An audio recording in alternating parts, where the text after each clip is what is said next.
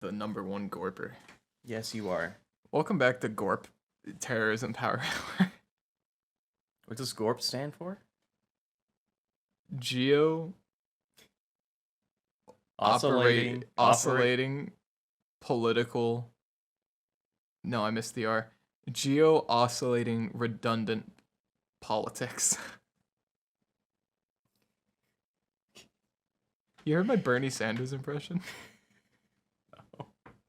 You want to?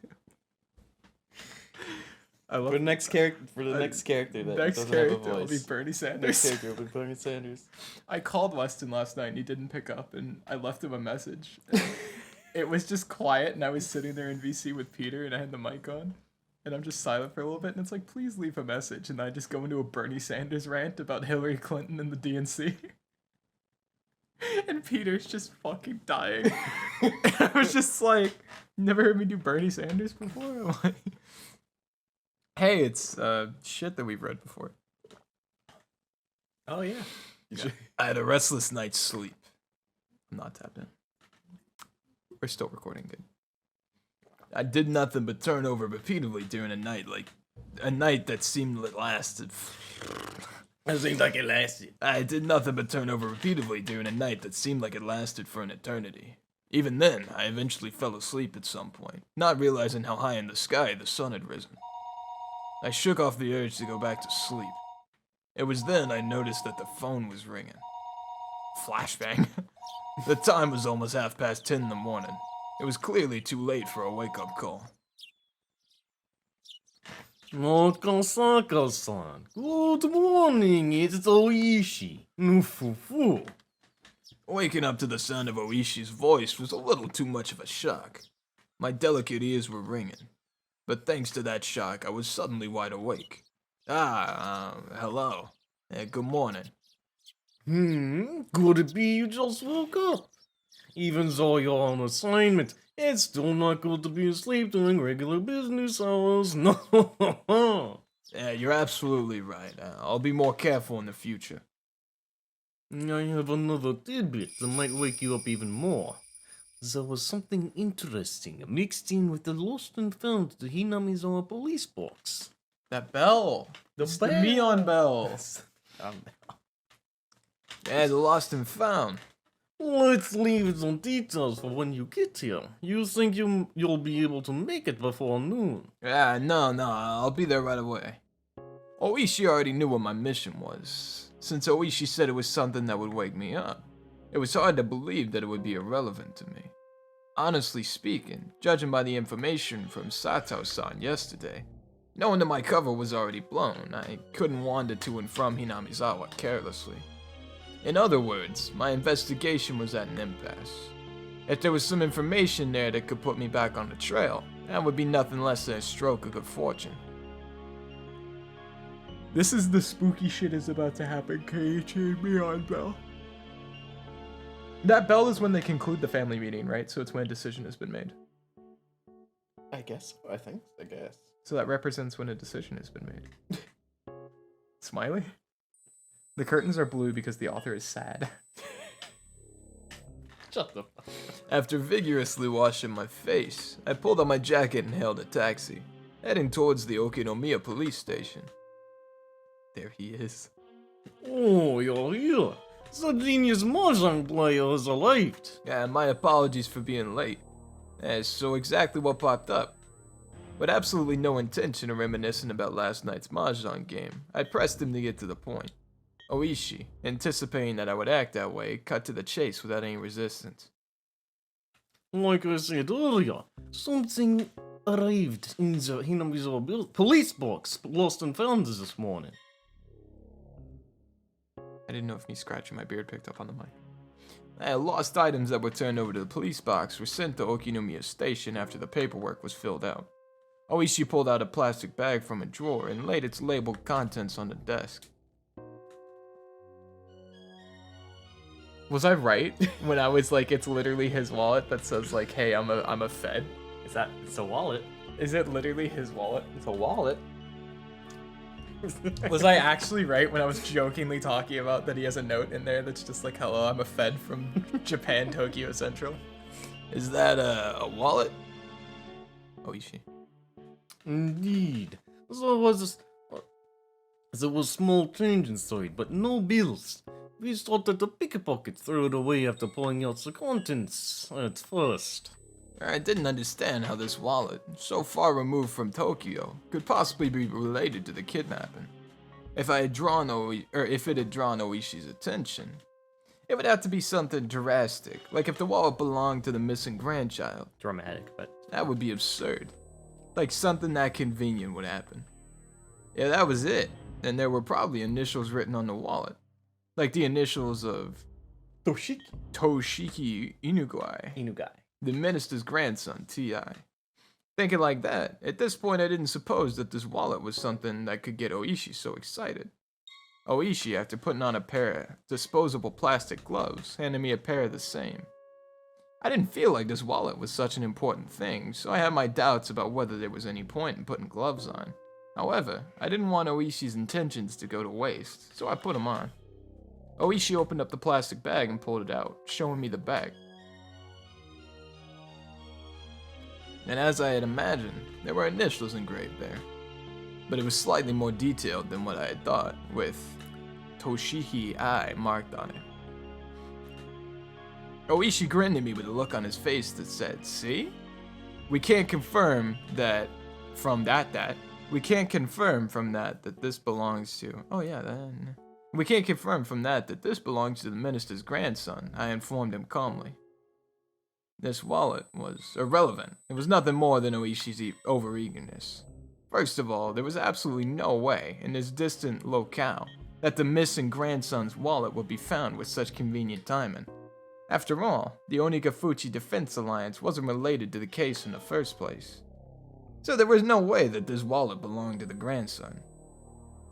Why, I wanted to decide that that was the case, even I didn't really know.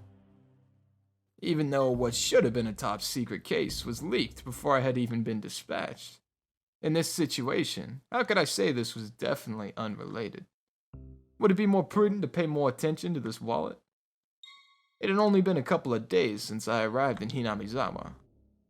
But in those couple of days, due to the number of remarkable events, my nerves might have just become a little frayed.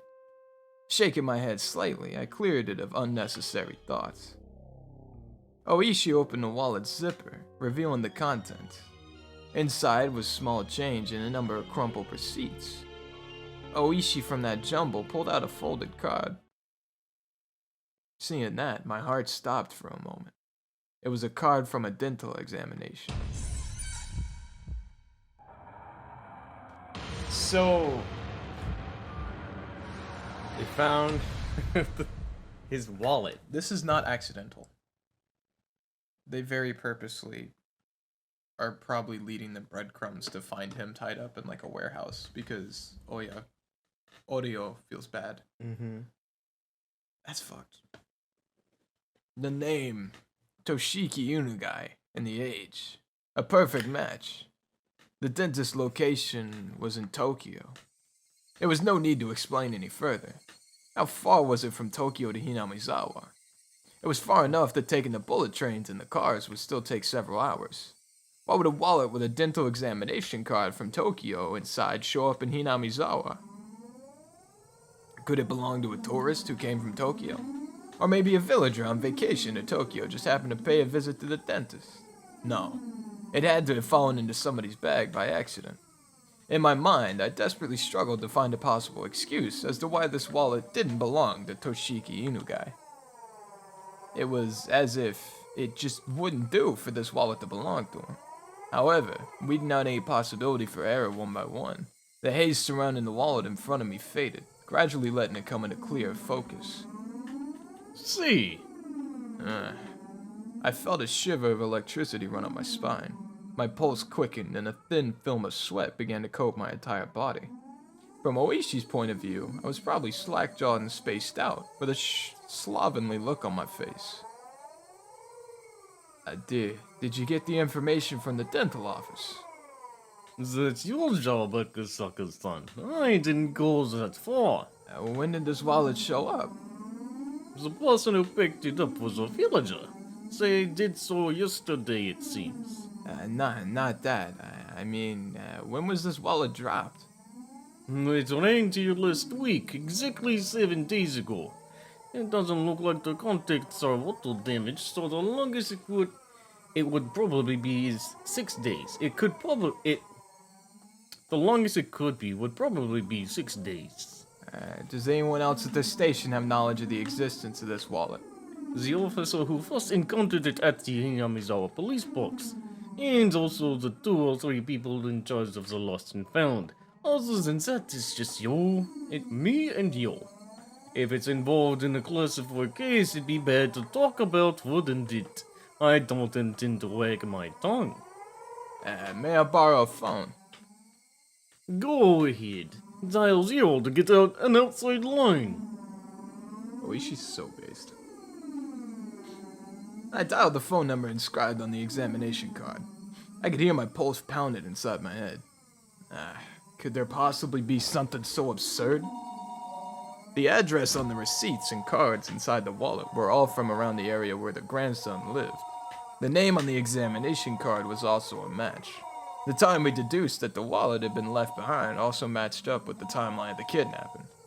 Of course, it was possible. I could just laugh it off as all a big pile of coincidences. There wasn't any strong evidence.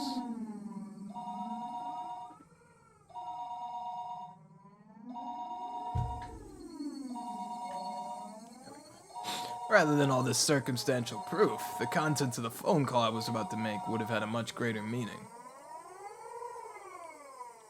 Bullet. Hello, sorry to keep you waiting. This is Bullet Dental Office. Hello, this is Bullet Police. No. Go ahead. I have a misplaced wallet here, and I'm trying to get in contact with the owner. Would you be able to help me? Inside the wallet, there was an examination card from your office. Yes. The name is Toshiki Inugai. If I give you a number on the call, would you be able to look up the phone number? Yes, thank you. If you could.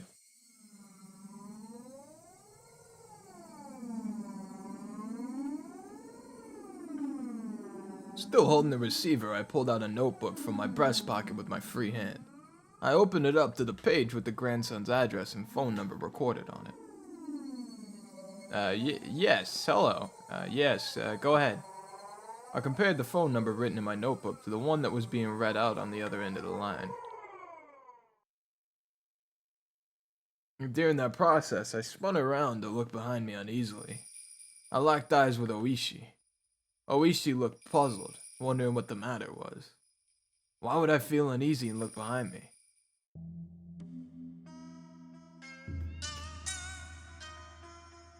Well, yeah, it's I know. like This is a little silly. Akasaka, man, come on. Like, I mean, I get it. He's a rookie detective. This is his first big break he's made like this. Like, it's crazy, right? But like, my man's was like, "Hey, I have John Smith's dental records from your dentistry on a wallet that is engraved John S. Could you give me his phone number, please?"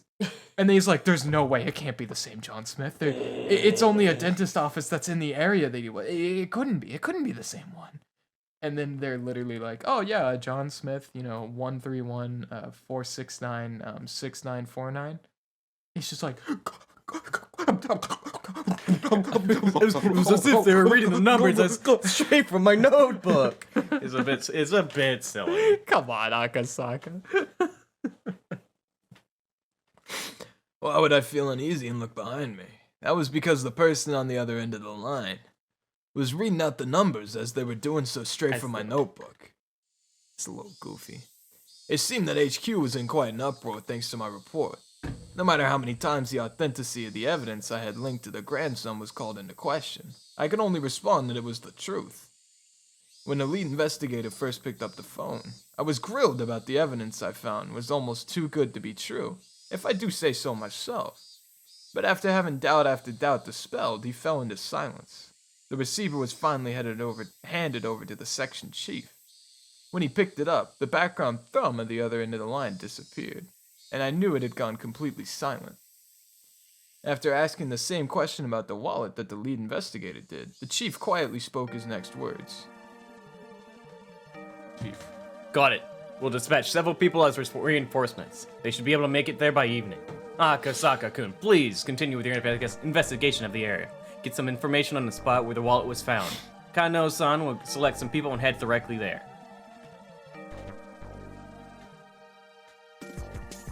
I mean, how would they not? This track bangs, by the way. It's banging, yeah. How would they not immediately just be like, this is probably the wallet, Yeah. right?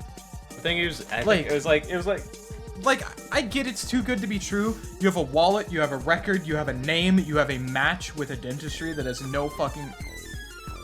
Okay, you have a match with a dentistry that has no idea. Like, this is very obviously a match. yes. And now we're acting. Yeah. We've confirmed it, now it's time to act. On the fact that he was sending Kano, right? Yeah, sure. The Kano, the lead investigator here, meant that the chief had decided there was a possibility that the Onigafuchi Defense Alliance was somehow implicate in the kidnapping. However, it felt that though until the lead investigator, whom he trusted, had verified the evidence with his own eyes, he was still going to be skeptical about it. Ooishi. Hold go. It seems that HQ is sending reinforcements. I was ordered to investigate the area. Where was the wallet dropped? We're on Takatsugo, apparently. This is Okinomiya. All the way over there, this is Hinamizawa. Then even further upstream, way up around here is Takatsuro. Ooishi explained where the wallet was found by pointing to locations on the map on the wall. This place called Takatsuro was even more remote than Hinamizawa was. There is hardly anybody living in the area around Takatsuro. It was deserted a long time ago. It's littered with abandoned houses, so it's really quite desolate around here. There. Ooishi-san, could I ask you to guide me to Takatsuro? Yes, I don't mind. You can't really get in and out of Hinamizawa as you please by yourself after all. Of course, I'll have to make you wear the cap and mask again. I love that he has a banana piss yellow suit. I know I don't talk about that, but that Ooishi had agreed to accompany me was very reassuring. If Sarado-san info was to be believed, my cover had been blown. I wasn't sure if the village had realized that fresh meat dispatched from public safety was the tourist that had visited the village yesterday. In other words, me. That's great. I love Akasaka, I Thank didn't you, know. Kasaka. You're great. I love you. You know, I have to make sure that they don't know the guy that lives here, that sits at this desk, is me. But deciding that they hadn't noticed would have been overly optimistic. Given a cursory thought,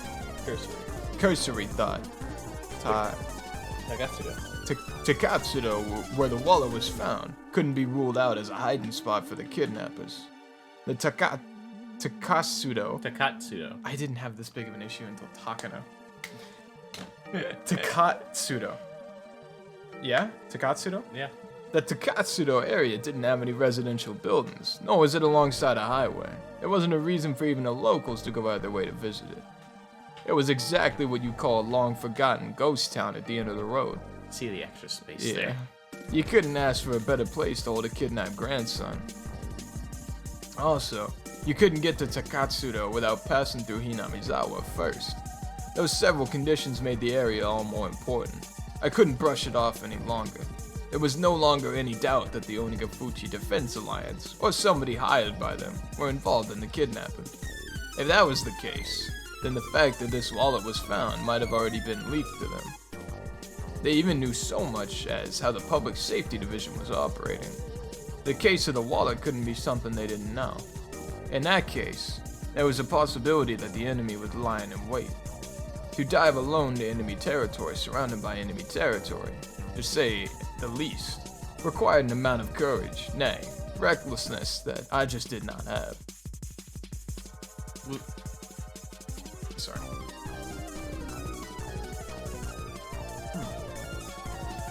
Without your company, Ooishi-san, I wouldn't be able to step into the village so easily. Thank you so very much for your cooperation. Honestly, I thought you would ask for more money. Well, if we're being honest, Hinamizawa isn't exactly a place I'd like to go to. I'd at least appreciate it if you paid for the cab fare. Still, it's not a request I can refuse from a friend that's played at the same table as me, no foo. He's a friend now. The amount of respect I feel like Ooishi has for him after getting fucking washed in Mahjong is Right. like, if you want Oishi's respect and for him to be ride or die, absolutely wash him at Mahjong. Ooishi grinned as he pounded me on the back. It struck me that he just didn't want to jump ship rather than have any sort of sense of duty towards his job. Even so, that didn't really matter. Right now, I really appreciated the gesture. Well then, shall we hurry up and get going? If the enemy knew that the police had obtained the wallet, then they would probably have moved the hostage to a different place. It wasn't a moment to lose. But Ooishi, without regard to that fact, that we were about to head out, began to remove his jacket. Well, what are you doing? Well, just a precaution. If you want me to poke the beehive to get your honey, I have to be rather well prepared, you'll see. Do you want to put one on too? Stab vest. Yeah, we talked about this, and I got a targeted ad for stab vests. And what Ooishi pulled from the drawer below the desk was a stab-proof vest. Akasaka's gonna take that and it's gonna save his life. His name was Toshiki Inugai, the grandson of the Minister of Construction, Inugai. There was only one reason for him being here. If he didn't... I guess I'm taking this over. Oh. If he didn't include gym or art class, his grades were above average. That was a result of having private tutoring sessions twice a week. If you omitted the fact that he still couldn't do pull-ups, there wasn't much else that would make him hate school. Of course, he understood full well that his grandfather was a cabinet minister. He also knew that not too many people were that interested in their relationship. He didn't like to go out of his way to bring up his grandfather or to call him the Minister of Construction. And finally, he at least tried to know a little more about what kind of work the Minister of Construction did. He at least tried to know a little more about what kind of work the Minister of Construction did Than compared your average Joe. As in, he's trying to know more than the average person. Then your average. Okay, I gotcha. Yeah. What that entailed was that when you tried your best to make life better for the masses, sometimes you made a few enemies. He knew that all too well from the time he spent as class representative. His grandfather had many enemies. He knew that he might personally catch some of that fallout, so he had to be twice as cautious. He was taught that by his parents. That's why, the moment he was kidnapped, he instantly knew that this was one of those occasions. He seems based. He understood that he wasn't being threatened as Toshiki Inugai, the person, but rather as Toshiki Inugai, the grandson of the Minister of Construction. That he wasn't personally at fault, but that this was the result of some unavoidable trouble with his grandfather's work. It made little difference, but when he realized it wasn't because of anything he did, he was able to relax, if only a little. Of course, at first, he was struck with terror at befitting his age, wondering what was going to happen to him. But after a while of being tied up and only able to stay laying down, he began to ponder a great many things. First, he thought about the reason he was being abducted like this. He understood the answer to that easily. He was being taken hostage, of course, his grandfather, the minister. There's no doubt about that. He didn't know exactly what the Minister of Construction did, but it was easy to imagine that there was much to be gained from threatening him. He respected his grandfather more than most. He earnestly believed that his own grandfather was within the top 20 of the most important people in Japan. That was exactly why he wouldn't forgive anybody who tried to threaten his beloved grandfather. More importantly, he wouldn't forgive anybody who would use him as a tool to threaten his grandfather. His grandfather was really busy and rarely had time to meet with relatives. That's why, with what little time he did manage to scrape together, he just dropped by unannounced. And, as an apology for not being able to meet during the New Year's or summer vacation, he doted on his grandson very, very much. The number of times that Toshiki was looked looked upon with disgrace just because his grandfather was a politician and a minister. Certainly weren't few. But he never thought, even once, that he wanted his grandfather to quit being a politician. Because it was his beloved grandfather. He wanted him to continue his career as long as possible from the bottom of his heart. However, Toshiki was now being held hostage, and his grandfather was being threatened. His grandfather, who had called him the apple of his eye, was surely suffering. He might do anything to save his grandson, maybe even putting aside his ideology if it was required to save his grandson. He might cave into the culprit's demands, even if it meant saving his grandson. When Toshiki thought about that, an inexplicable anger welled up within him. In his current situation, he was unable to forgive the cowards who would make his beloved grandfather suffer by using such dastardly means.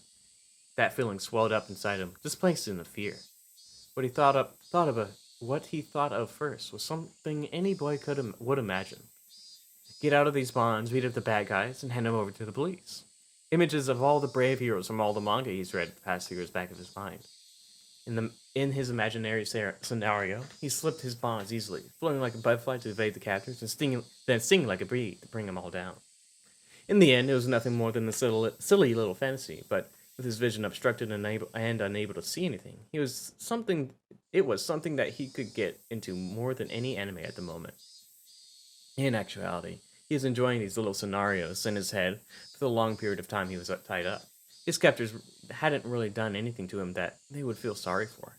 However, eventually he began to grow tired of his fantasies, and more realistic scenarios began to run through his head. It was then he realized that none of them were a solution. Yes, he wanted to do something for his grandfather who was being threatened. That he was being held here to inflict pain on his grandfather was the thing that he could least forgive, and also the most vexing. And then he noticed.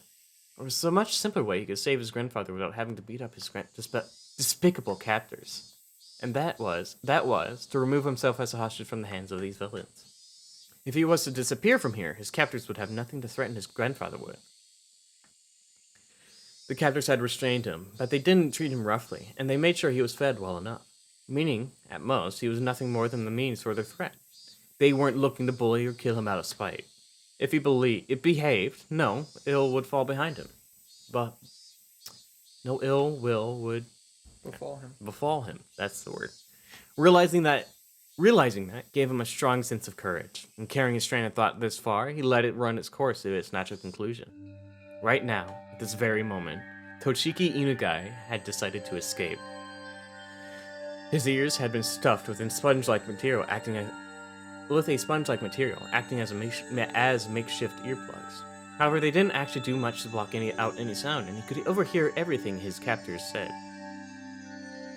Realizing that this was to his advantage, even when his captor spoke to him, he acted like he couldn't hear them due to the earplugs.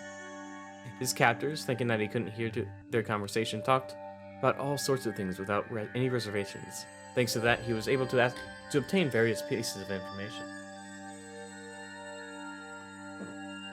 First off, this wasn't Tokyo.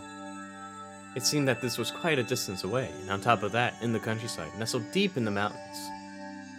It also seemed that his captors were inconvenienced living out here, so he could deduce that this place was far removed from any sort of town. Finally, whenever they went out to buy food or other supplies, they would always take a car.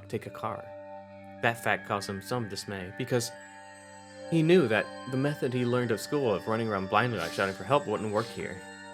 He paused his little mental escape scenario there. His ultimate goal was to find somebody who would help him. If somebody who fit the description wasn't close by, his chances of escaping successfully grew slim. A desolate far-off land deep in the mountains, a place where you couldn't even go shopping without using a car. In this situation, escaping would be very difficult.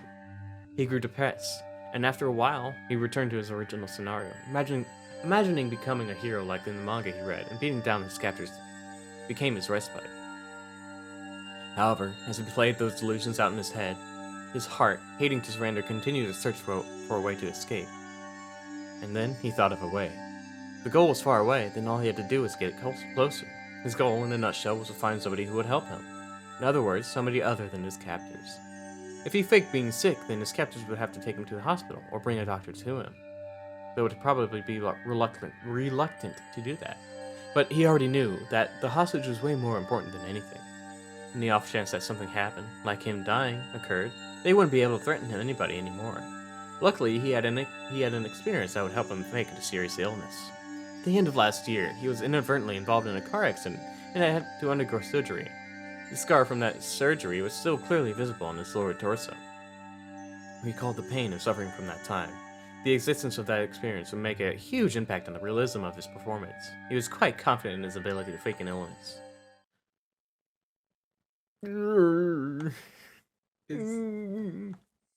His captors at first took that as a sign he needed to use the washroom. Untying only his arms, they tried to bring him there while he was still blindfolded. But he didn't try to get up.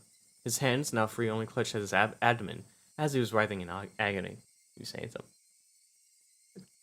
This kid is based. This kid is like actually Patrick Bateman schizophrenic. Alright. The whole time that you're like, where he's like, I could decide to escape, I just see the fucking Christian Bale from American Psycho just like, I could try to escape. And I just see his face. Hey, what's wrong? Does your stomach hurt? He still has earplugs in, so he had to pretend he didn't hear his captors asking the question. He was about to nod so hurriedly he had to stop himself. Yeah, what's the matter? Yeah, the kid's clutching at his stomach. Must be a stomachache or something. His captors looked down on his suffering form for a bit. One of them proposed a course of action, while another laid his doubts that Toshiki might be faking it. Yeah, what's wrong, boy? Your tummy hurt. His ears are plugged, so he can't hear you. Well, that's a problem. Do we got any medicine that works on stomach pain? Might want to go to the pharmacy and buy some. When it comes to stomach pain, there's a bunch of different meds, isn't there? As long as we don't know the cause, we shouldn't just buy him any old medicine. He's old in his stomach. Maybe he's just constipated. If you buy him some medicine for that, maybe that'll calm him down. It won't kill him if we're wrong, neither. Don't decide something like that on your own. It might be appendicitis or something. My uncle suddenly got it a while ago. It was pretty scary. One of his captors leaned over beside the boy, who was bent over in agony. I feel sorry for the kid. Whoa, his whole body's covered in sweat. Is it your stomach? Does it hurt? Hey, if it hurts, you shouldn't clutch at it so tightly. It'll only make it worse. Realizing his captors were concerned about his stomach, he inadvertently let his shirt right up, letting the scar from his surgery come. Oh, sorry. Letting the scar from his surgery come into plain view. Not bad. His vision was still obscured with packing tape, so he couldn't see the reaction to his scar. But his captors were taken aback, and judging from the momentary silence, he had obtained the reaction he was looking for. Hey, this is bad. This scar, it's not that old. Does the boy have a fever? There's a thermometer around. No way we have one, but that's a lot of sweat. Yeah, his forehead feels pretty hot, I think. I've heard that under prolonged stress, old wounds can be aggravated. And then what do we do? Are you saying the medicine won't work? We don't know what surgery the scar's from, but in any case, this is bad. And in the worst case, could be fatal. This is bad. This is really, really bad. Maybe we should have a doctor or something. Maybe we should have a doctor take a look at it. At this rate, there's a chance he might suddenly die on us. Toshiki Hinugai, those few words, knew that the situation was progressing exactly as he had envisioned it. And snickering to himself on the inside, pressed his act even further. He didn't even need to see to know that his captors were panicking and were running about like chickens with their heads cut off at this troublesome turn of events. Should we take him to the clinic? No, that's no good. It'd probably be better if the doctor came here. There it is. I got it back. Dr. Idiot, you mean? Is that okay? Will that be alright? It'd be worse if anything happened to the hostage. Nothing we can do about it. It's an emergency. One of the captors hurriedly left in the car. Another of the men, completely shaken up at this point, wiped the sweat off his forehead with a handkerchief. Another of the men, completely shaken up at this point, wiped the sweat from his forehead with a handkerchief. Looked like they were bringing a doctor.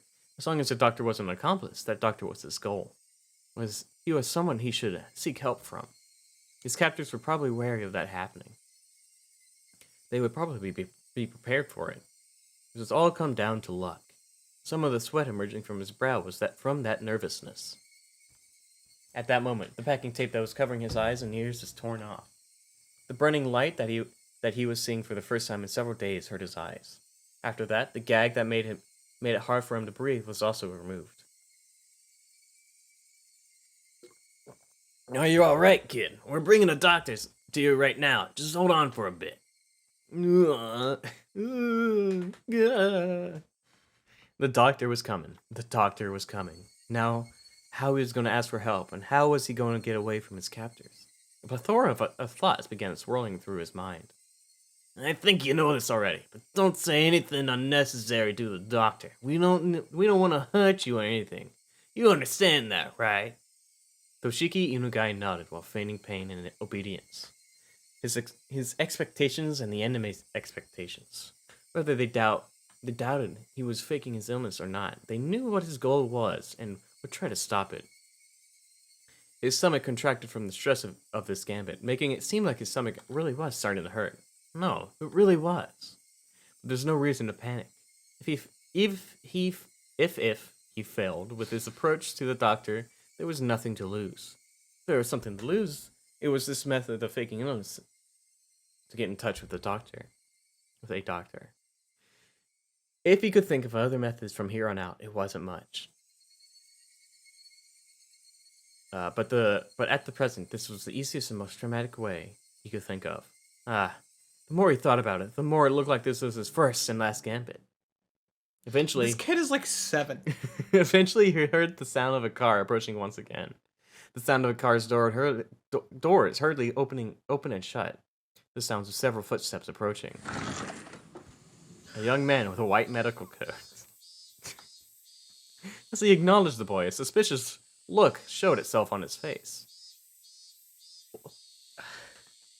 Irie-san, how do I do this voice? I hope you usually use Sadako-chan. Satoko-chan. I hope you know, I am deriving so much satisfaction from just sitting here and watching you just read and read and read, because I'm just like, he knows, he understands. This has been 90% of my playthrough. Who's he? He's not one of the kids from the village, is he? So the captors didn't respond. From the looks of it, the young doctor had realized that this was an abnormal situation. One of the captors talked threateningly. It's got nothing to do with you, Doc. Huh. For a while, the doctor and the captors silently glared at one another. However, unable to stand the sight of the boy continuing to suffer, the doctor, as the captors had hoped, didn't press any further. I'm concerned about this old surgical scar. What kind of operation was it? We don't know. I should really bring him back to the clinic. Hey, Doc, we really can't do that. The doctor said he wanted to bring the boy back to the clinic, but the captors simply silently shook their heads at the notion. It was a fleeting hope, but it was only natural that captors would refuse. At that moment, his eyes met with the doctor's. Seeing that the boy's painful state was abnormal, the doctor suspected it was a serious illness. Satoko-chan, are you all right? I'm a doctor. When was this surgical scar from? Good. Last year. During the winter. From an accident. An accident? I see. This is a problem. He couldn't let the doctor figure out he was faking it here. He had to somehow figure out some way of keep this going and tell the doctor he was being confined and needed help. I'm going to touch the affected area, okay? If it hurts, tell me where. Ah! Seeing that this was extremely painful, the doctor crossed his arms and began to ponder. He had to somehow get himself to a hospital. To Toshiki Inugai, faking this illness was the performance of a lifetime. Can you imagine having the middle school clout of you faked an illness so well you got out of a hostage situation. No one would believe you, especially in fucking middle school. Are you kidding? I would use that to my advantage for the rest of my life.